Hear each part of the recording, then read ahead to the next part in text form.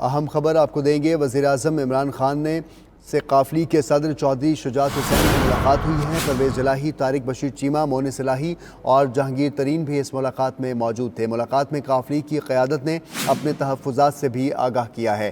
بات کریں گے، عمر جٹ ہمارے ساتھ موجود ہیں۔ عمر، بتائیے گا ملاقات میں کن امور پر بات ہوئی، کیا تحفظات بتائے قافلی نے؟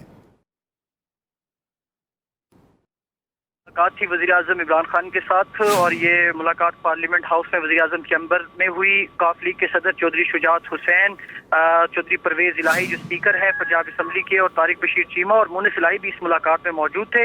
جہانگیر ترین اور نعیم الحق بھی اس ملاقات کا حصہ تھے۔ ملاقات میں قافلی کی قیادت نے اپنے تحفظات سے وزیر اعظم کو آگاہ کیا، اور قافلی کے ساتھ جو وعدے کیے گئے تھے، جن کے ساتھ کمٹمنٹ کی گئی تھی پی ٹی آئی کی جانب سے، ان پر بھی عمل درآمد نہ ہونے کا شکوہ کیا گیا۔ چودھری مونس الہی کو کابینہ میں شامل کرنے کا مطالبہ تھا، اور آج بھی اس مطالبے کو دہرایا گیا، اور اس پر پہلے بھی پی ٹی آئی نے وزیر اعظم عمران خان